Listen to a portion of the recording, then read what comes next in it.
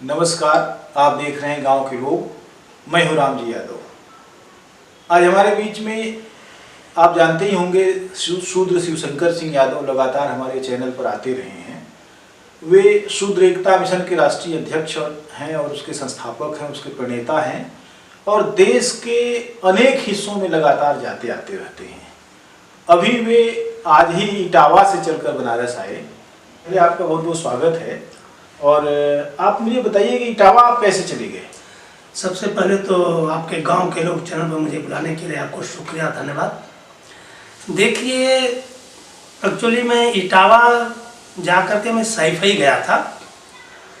मैं एक्चुअली बम्बई से गाजीपुर में 9 तारीख को कांसी राम के परिनिर्वाण दिवस पर प्रोग्राम था। इसके बाद 10 तारीख को वो घटना हो गई नेताजी का अंत का। बाद में मैं जौनपुर एक काम से गया था, तो वहाँ मेरे विचार में आया, और विचार में नहीं, कुछ हमारे एक दिलो दिमाग में भावना भी आई कि नहीं, मुझे भी जो है सैफई जो है श्रद्धांजलि देने के लिए जाना चाहिए जी। उसके कारण ये है कि मैं कांसी राम के साथ 82 में ही बामसेट में जुड़ा था, और जुड़ने के बाद मैं काफ़ी काम किया। 1989 में मैंने बहुजन चेतना भी पुस्तक लिखी। तो उसी के आसपास जो है मुलायम सिंह की और मानवर कांसी राम की संयुक्त गवर्नमेंट बनी थी। तो उसमें मैं आपके लोकसभा सारी विधानसभा में जो अधिवेशन था उसमें मैं गया भी था। और यही नहीं, वो हमारी 1989 में जो बहुजन चेतना पुस्तक थी, उसको उस समय एक यादव जी थे, वो पिछड़ा वर्ग आयोग के सदस्य बने हुए थे। बम्बई में यादव संघ की मीटिंग में आए, और पता नहीं किसी ने हमारी पुस्तक उनको शाम को रात को दे दिया सोने से पहले।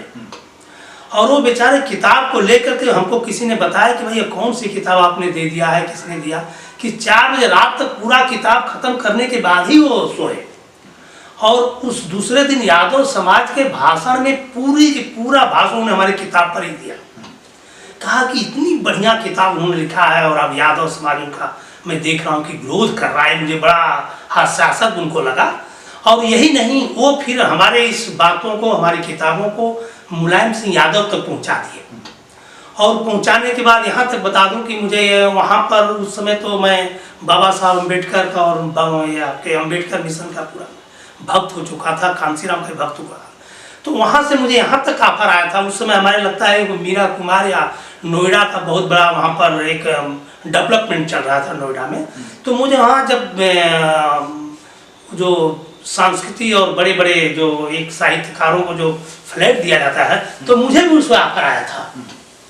मुझे भी ऑफर आया था कि आप एक भाई नोएडा में आपको भी फ्लैट दिया जा सकता है, आप बहुत अच्छे काम कर रहे हैं सामाजिक व्यवस्था में।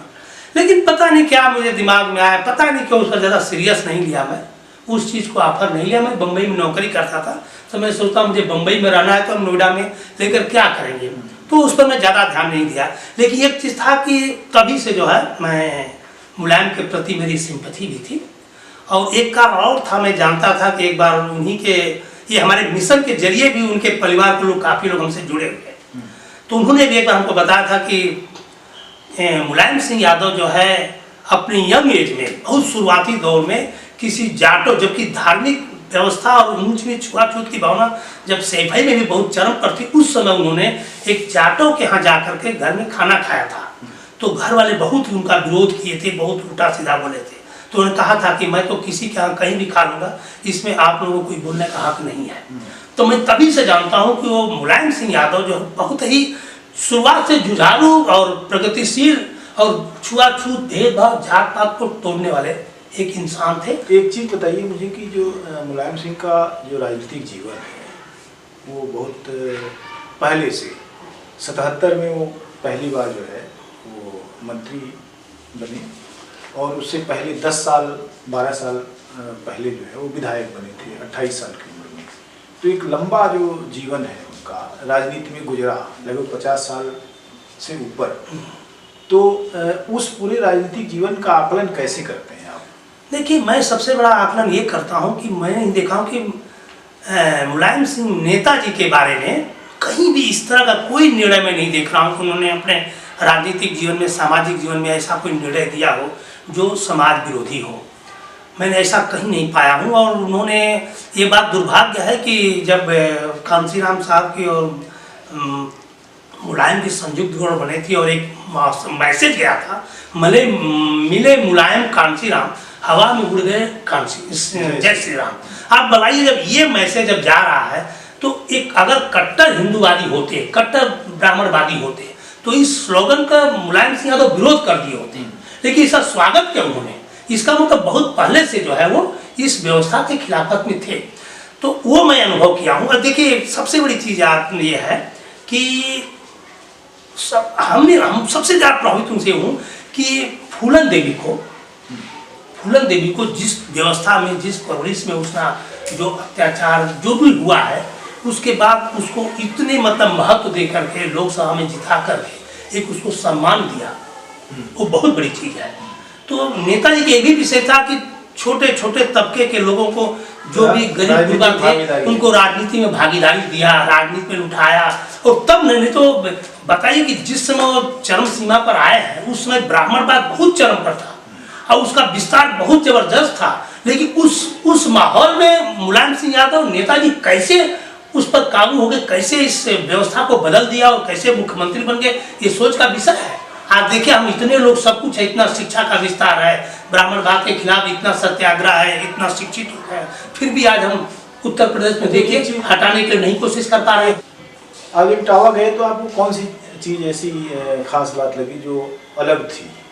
देखिए, हमको सबसे बड़ी खास बात ये लगी इटावा में कि हमारे शूद्र मिशन को सैफई का जितना, हम कहते हैं कि हमें उम्मीद ही नहीं थी कि सैफई का जितना यादव परिवार था वो हमारे मिशन से पूरी तरह वाकिफ था। वहाँ जाते ही लोग हमारा नाम देखकर सुना और अरे आप ही है, तो मुझे बड़ा अच्छा लगा। और यही नहीं, मुझे वहाँ VIP तरह का ट्रीटमेंट हुआ, बिना लाइन के जो है मैं जा कर के श्रद्धांजलि अर्पित किया। फिर बिना लाइन के जो है उनके परिवार के लोग बैठे थे, तो मैं एक एक को सबसे मिला।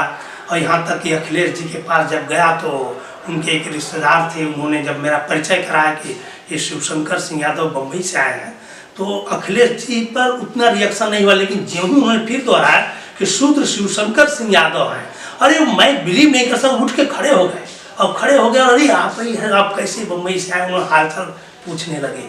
तो ये बहुत ही मुझे प्रभावित किया है कि बताइए कि हम कहाँ, हम आज तक कभी परिचय नहीं, कुछ नहीं, लेकिन वो हमें और उनका पूरा परिवार, उन्होंने बताया कि नहीं, हमारा पूरा परिवार जो है आपके शुद्ध मिशन पर कभी कोई बैठक होती है, चर्चा भी होती है। तो मुझे बड़ा अच्छा लगा, बड़ा आनंद लगा इस मिशन के बारे में कि इतने लोगों तक मेरी एक जानकारी पहुँच गई है। आपसे जानना चाहता हूँ इस बारे में कि लालू यादव और मुलायम सिंह यादव दोनों की जो राजनीतिक भूमिका है, उसमें समाज का जो सामाजिक हिस्सा है, माने सांप्रदायिक एकता एक बुनियादी चीज़ थी उनमें, उनकी राजनीति में।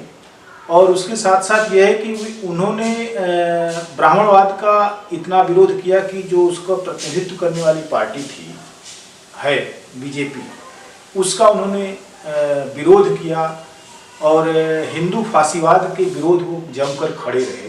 लालू यादव ने रथ रोका आडवाणी का, तो मुलायम सिंह यादव ने बाबरी मस्जिद की रक्षा में कार सेवकों पर गोली चलवाई। तो ये ऐसे, लेकिन कहा जाता है कि जो यादव जी लोग हैं, यादवों का जो समाज है वो ज़्यादातर पोंगापंथी है, वो माने ब्राह्मणवादी है। ये अंतर्विरोध कैसा आपको लगता है कि ये अंतर्विरोध क्यों है? क्या आप इसको महसूस करते हैं? देखिए, इसको मैं बहुत गहराई से महसूस किया हूँ और कर भी रहा हूँ। सबसे बड़ा कारण ये है कि देखिए, मैं अनुभव किया हूँ कि मुलायम सिंह यादव और लालू यादव, ये दोनों लोग कट्टर जो है ब्राह्मणवाद के विरोध में आए। लेकिन सवाल ये उठता है, पॉलिटिकल मजबूरी के कारण ये उनका, हमारा जो यादव समाज है, ये कृष्ण भगवान के नाते इतना कर्मकांडी, इतना अंधविश्वासी, इतना पाखंडी हो गया है कि वो ब्राह्मणवाद के चंगुल से नहीं निकल रहा है। तो अगर खुल के, अगर मान लीजिए आप चाहते हैं लोग कि मुलायम और लालू जी खुल के अगर ब्राह्मणवाद का विरोध, तो उनके यादव समाज ही उनको बहिष्कार करके वोट नहीं देगा। ये डर बना हुआ है, लालू को भी है और मुलायम को भी है। कि अगर हम, जैसे एक उदाहरण देता हूँ कि डिम्पल जी जो है, पिछले साल जो है बहन मायावती जी के पैर छू लिया, तो चाहे किसी कारण से, या तो भगवा मंडली ने क्या किया, ये दुष्प्रचार किया गया कि अरे यादवों की तो नाक कटा दिया डिम्पल जी ने, और बहुत से यादवों ने उनको हरा भी दिया। बताइए, ऐसी मानसिकता में अगर यादव समाज रहेगा तो लालू और मुलायम अगर ब्राह्मणवाद के खिलाफ अगर अम्बेडकर बाद की विचारधारा फैलाना भी चाहेंगे ना, तो मजबूरियां बन जाती हैं उसको मानने की। तो मेरा आकलन है, मेरा आकलन है जी, मैं देख रहा हूँ। तो हिंदू फासिज्म के विरोध में जब वे दोनों चेहरे हैं, तो मुझे लगता है कि एक अभी जो बवाल मच रहा है बाबा साहब की 22 प्रतिज्ञाओं के आने के बाद उसके विरोध की जो पूरी परिपाटी चल पड़ी है, तो वो ये दोनों लोगों का जो राजनीतिक व्यवहार है वो 22 प्रतिज्ञाओं के काफ़ी नज़दीक का व्यवहार है। जैसे वो लेकिन जब यादव कृष्ण को बचाए रखने के लिए, क्योंकि 22 प्रतिज्ञाओं में कृष्ण का भी माने वो है, तो क्या ऐसा लगता है आपको कि 22 प्रतिज्ञाओं का विरोध करने के लिए यादवों का भी इस्तेमाल हो सकता है कृष्ण के बहाने? यस, 100%। मैं भी सोशल मीडिया पर देख रहा हूँ कि बहुत से यादव लोग, इवन मैंने भी जो उसमें लिख दिया हूँ कि मैं 22 प्रतिज्ञाओं पर शपथ लिया हूँ, तो बहुत से यादव मुझे गाली पकड़ दिए हैं कि ये तो बौद्ध बन गया है, इसको समाज से बहिष्कृत करो, समाज से निकाल दो। देखिए, ये चीज़ जरूर जो है ये मनुवादी मीडिया यादवों को भराने की कोशिश करेंगे, लेकिन हम लोग की अब ये कोशिश है, जितनी यादव समाज में बुद्धिजीवी है, चाहे वो पत्रकार के रूप में है, चाहे सोशल और सामाजिक रूप में है, मैं तो आपको भी कहूँगा कि इस कृष्ण भगवान को जो है ब्राह्मणवाद के चंगुल से निकालना पड़ेगा। इस चंगुल से निकाल करके उनको मानवतावादी एक यादव समाज का, शूद्र समाज का, चाहे बहुजन समाज का महानायक बना करके उनको प्रतिस्थापित करना पड़ेगा। ये जो भगवान नाम की जो कल्पना है, ये ब्राह्मणवाद की दुकान है। तो इसका मतलब ये है कि लालू और मुलायम यादव की जो पूरी राजनीतिक परंपरा थी, उसके विरोध के बीज भी उन्हीं के आसपास छिपे हुए। यस, करेक्ट, वही कारण है। अब हम लोग चाह रहे हैं यहाँ तक कि यादव समाज, हमने कई यादवों से मीटिंग किया है। इवन अभी मैं एक बहुत बड़े सम्मानित एमपी से बात किया बहुत लोगों के बीच में, तो उन लोगों का यही मान्यता है, वो भी यही कहे कि नहीं बात सही कर रहे हो। उन्होंने यहाँ तक कहा कि भाई जो बात तुम मन से कहते हो मैं नहीं कर सकता हूँ, कि हमारी पॉलिटिकल मजबूरी है। तो बहुत से नेता तो इतने विरोध में हैं इसके, और पक्के तरह से अम्बेडकरवादी हैं, बाबा साहब को मानते हैं, वो भी जो है मजबूरी में जो है धर्म का दिखावा देते हैं। तो इसका मतलब ये है कि जो अवधारणाएं बनी हुई हैं कृष्ण के प्रति और उनके मिथक के प्रति, उन अवधारणाओं को खंडित करके वास्तविकता में वो एक चरित्र है जो उसको ले आने की जरूरत है। हमारी कोशिश वही है। हमारे जो शूद्र मिशन का जो है ना, एक टोटल का टोटल उसी कोशिश पर मैं यादव समाज को भी ज़्यादा से मैक्सिमम चाहता हूँ कि इस आडंबर से, पाखंड से, अंधविश्वास से, ब्राह्मणवाद से अगर ये हो जाएगा तो ये अखिलेश और अखिलेश चाहे मुलायम चाहे लालू चाहे तेजस्वी सब खुल के ओपन आ जाएंगे। खाली उनकी पॉलिटिकल मजबूरी बनी हुई है, खाली दिखावा है। तो इसका फायदा हमेशा बीजेपी उठाएगी। इसका फायदा बीजेपी उठाएगी। अच्छा, मुलायम सिंह के अब न रहने पर क्या आपको लगता है कि समाजवादी जो एक सोच विचार थी और जो हिंदू, जैसे मुलायम सिंह ने कभी विष्णु के मंदिर बनवाने की बात नहीं कही, लेकिन अखिलेश यादव के बारे में ये है कि उन्होंने कहा, परशुराम का फरसा उन्होंने उठाया और तमाम सारी चीज़ें। तो क्या मुलायम सिंह की पूरी जो परंपरा थी उसको अखिलेश आगे नहीं बढ़ा सकते, ऐसा लगता है आपको? देखिए, ये बात आपने बहुत अच्छी बात किया, मैं भी आकलन किया और मैं देख रहा हूँ कि मुलायम सिंह यादव कभी मंदिर और कभी पूजा पाठ में और जात पात छुआछूत में कभी विश्वास नहीं किए। वो भले ब्राह्मणों को साथ में लिए, जनेश्वर में, लेकिन कभी उस पाखंड को नहीं बढ़ावा दिया। लेकिन अखिलेश के बारे में मैं भी सुना हूँ, तो मैं पता भी लगाया, तो उन्होंने कहा कि चाहे जो मंदिर बनाने की बात थी, जो उनके पार्टी में जो कुछ ब्राह्मण हैं उन्होंने इस पॉइंट को उठाया था, मैं भी इस विरोध को जताया हूँ। तो अब उम्मीद है कि इसको जो है, अब अखिलेश की सबसे बड़ी चीज़ है कि वो अभी जो भारत की जो जमीनी धरातल है, जो 6000 जातियों का तरह तरह के आदिवासी समाज कहाँ कैसे किस पृष्ठभूमि में है, जो मोस्ट बैकवर्ड जातियाँ हैं, जैसे छोटी छोटी जाति वो कैसी हैं, क्या इनकी क्या मान्यता है, यादव समाज की क्या मान्यता है, किस ये सब अभी अखिलेश को उतना जानकारी नहीं है। अखिलेश को थोड़ा सा अभी वो उनको जो है थोड़ा सा जानकारी लेनी पड़ेगी और हकीकत को अनुभव करना पड़ेगा, समझना पड़ेगा। और मैं तो कह रहा हूँ कि वो अब बाबा साहब भीमराव अम्बेडकर और संविधान के प्रति उनको झुकाव ज़्यादा होना करना पड़ेगा। मुझे एक चीज़ लगता है कि जब मुलायम सिंह की राजनीतिक पारी शुरू हुई तो उन्होंने जिस तरीके से उत्तर प्रदेश की सामाजिक संरचनाओं को समझा, अखिलेश यादव तक आते आते वह राजनीतिक स्वाद, जो जीत का स्वाद है, वो पिछड़ों को मिल चुका था, दलितों को मिल चुका था। अब उनमें एक खास तरह का जो एक पीछे रहने की जो परंपरा थी वो नहीं, बल्कि वो सत्ता भोगने का एक वो था मामला, पूरा संरचना बदल चुकी है। ऐसे में जो एक उनकी परंपरा है, मुलायम सिंह यादव की जो परंपरा है कि अपनी बात को सामाजिक दायरे के हिसाब से चुनना और कहना, और फिर पूरे के पूरे राजनीतिक निर्णय को एक बहुत बड़े वर्ग के प्रभाव के आधार पर उसका आकलन करना, ये एक कितनी बड़ी चुनौती है। देखिए, आपने बहुत अच्छा पॉइंट आपने यहाँ ऑब्जर्व किया, मैं भी ऑब्जर्व कर रहा हूँ। मुलायम सिंह यादव को जो हम पृष्ठभूमि में जाते हैं राजनीतिक पृष्ठभूमि, उस समय जातियों की पार्टियां उतना नहीं थी। और अखिलेश के समय में क्या हो गया कि एक कांशीराम की देन है कि उन्होंने हर जात को, जो जाति कहीं किसी को कोई नहीं पूछता था, उसको जो है राजनीतिक पॉलिटिकल पर लाके खड़ा कर दिया। लेकिन उसका एक निगेटिव फैक्टर ये आ गया कि हर जात के आदमी जो है नेता बनकर अपनी अपनी पार्टी बना लिया। ये अखिलेश के लिए बहुत बड़ी चुनौती है। ये चुनौती मुलायम के समय में नहीं थी। आज हर जात की अलग अलग पार्टियां बन गई हैं और हर जात बार्गेन करने के लिए तैयार है। आप अगर नहीं करोगे तो मैं उधर जाऊंगा, और खरीदने और बेचने की परंपरा भी चालू हो गई है। ये सबसे बड़ा, इस चुनौती को जो अखिलेश को स्वीकार करना पड़ेगा और सबको साथ लेके चलना पड़ेगा। ये है कि एक बड़ा जो तबका है जो छोटे ही जनसंख्या में, लेकिन उसका प्रतिनिधित्व बिल्कुल ही नहीं है और अभी भी हैंड टू माउथ की स्थिति में है।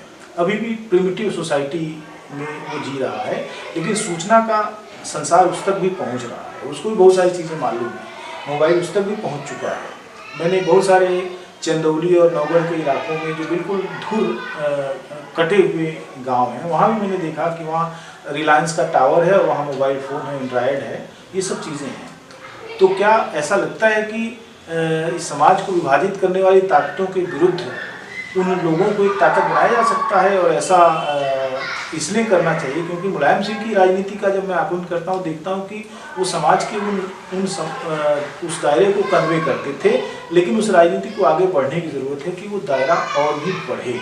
अभी जैसे एक चीज़ है कि वो कुछ समाज, जैसे पिछड़ों में जो क्रीमी लेयर हैं, जैसे जो जातियाँ, जैसे कुर्मी हैं, कोयरी हैं, पलित हैं और फिर दूसरे गरीबिया हैं, धोबी हैं, ये सब तो आए उस स्फीयर में, लेकिन बाकी लोग पीछे रह गए, बाकी लोग खत्म हो गए, आए ही नहीं। वो कैसे हो सकता है? देखिए, बात सही है। हम भी ये कहते हैं कि भाई जिसकी जितनी संख्या भारी उसकी उतनी हिस्सेदारी।